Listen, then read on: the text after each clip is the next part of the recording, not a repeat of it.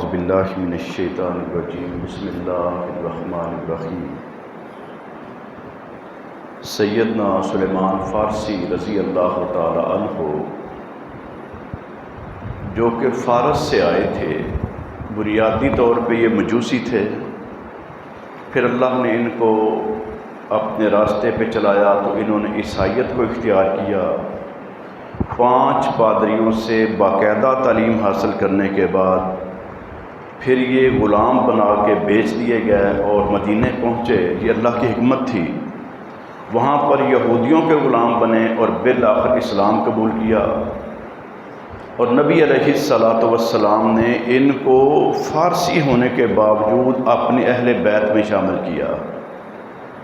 اہل بیت کا بڑا معاملہ ہوتا ہے نا، تو سلیمان فارسی اہل بیت میں سے ہیں، حالانکہ نہ برادری، نہ علاقہ، نہ زبان۔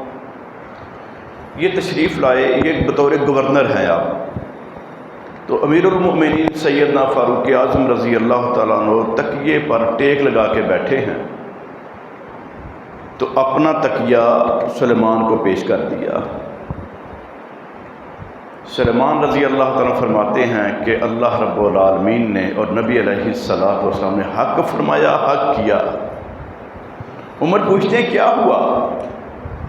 کہتے ہیں اسی طرح سے میں اپنے نبی علیہ الصلاۃ والسلام کے پاس حاضر ہوا تھا، آپ بھی اپنے تکیے کے ساتھ ٹیک لگا کے بیٹھے تھے، جیسے ہی میں حاضر ہوئے آپ نے اپنا تکیہ مجھے دے دیا اور فرمایا تکیے کی دعوت کو نہیں ٹھکرانا، وہ سرہانہ ہو یا تکیہ یہ جو بڑا موٹے سائز کا ہوتا ہے ٹیک لگانے والا، اس کی دعوت کوئی بندہ دے تو یہ قبول کرنی ہے۔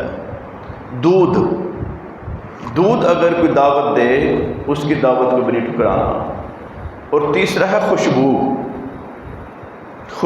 کی کوئی دعوت دے یا خوشبو کو لگانا چاہے تو اس کی دعوت کو بھی نہیں ٹھکرانا۔ عمومی طور پہ بھی دعوت کا کہا کہ جو دعوت کرے اس کی دعوت کو قبول کریں۔ اللہ تعالی ہمیں بھی ہر سنت پر عمل کرنے کی توفیق عطا فرمائے۔